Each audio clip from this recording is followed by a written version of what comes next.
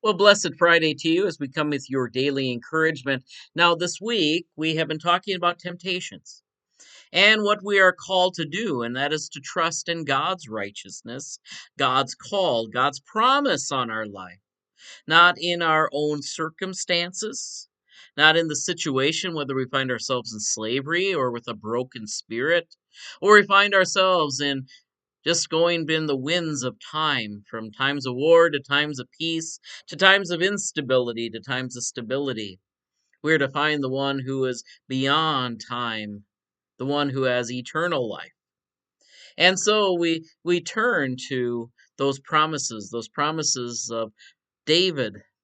David did not trust in the Lord. He trusted in his might, in his census, his power of who he had on his side. And of course, our last one we had yesterday, which was the prophecy over the priest, Joshua versus Satan. Because Joshua could not confront Satan by his own power, but by the office and by the righteousness that was bestowed upon him as priest of Israel. And in a similar way, we have an alien righteousness we trust in. But one of the most famous ones to struggle with circumstances of life and the goodness of God was Job. And we read in the first chapter of Job, which is going to be our reading today, that Job needed to trust in the promise of God, not in his own circumstances. The promise of God, not into the fortune that he had already placed upon his children and his life. And so when all of those things were taken away, Satan made a wager with the Lord that the Lord could change Job's faith. And he did not. But we read that here in Job chapter 1. There was once a man in the land of Uz whose name was Job.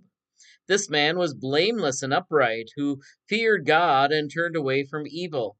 There was born to him 7 sons and 3 daughters.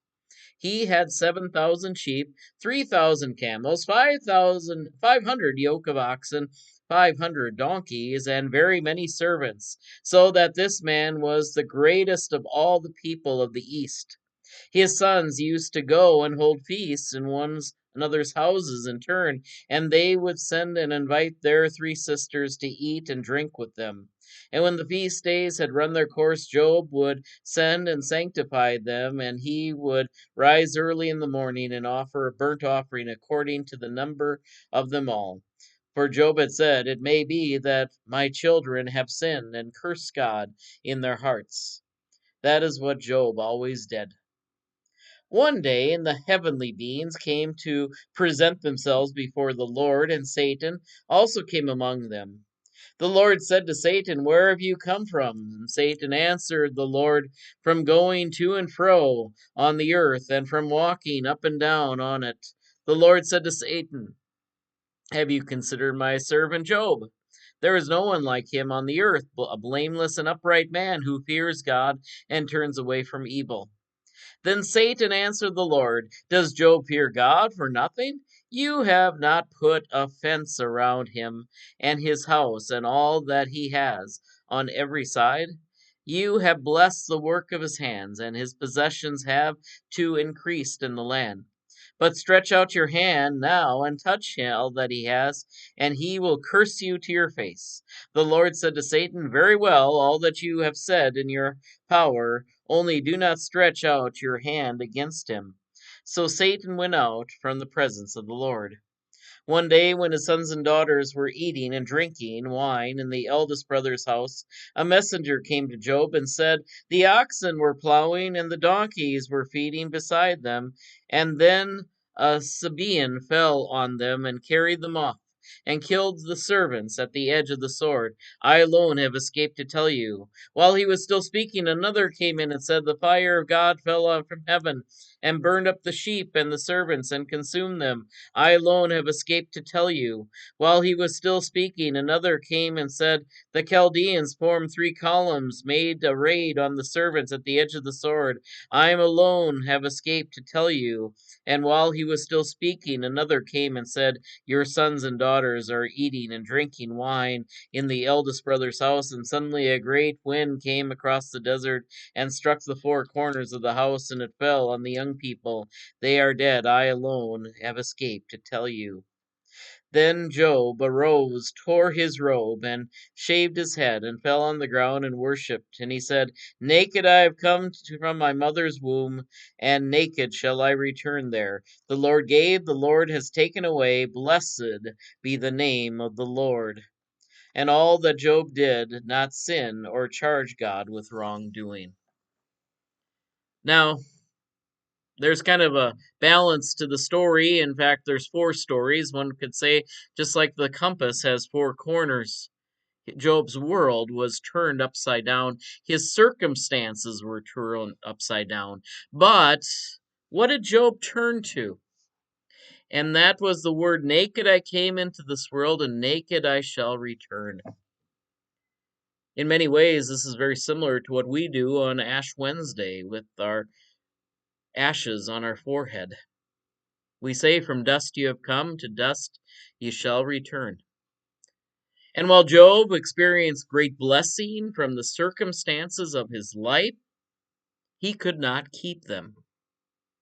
In fact, if birth is not necessarily the leveling agent, it isn't necessarily, because you could be a very different person born in the slums of Calcutta or in a mansion in some beautiful city or somewhere.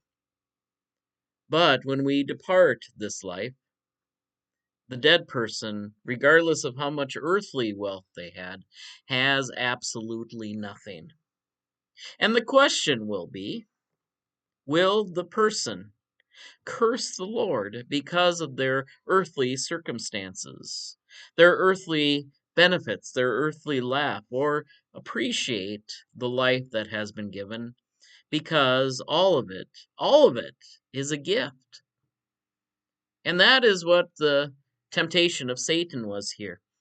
He thought he could get Job, because of his circumstances, to turn and to trust in something else.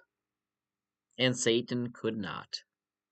Job is a very difficult book to read because it is all about circumstances, it's all about justice, and the questioning of whether God can be trusted.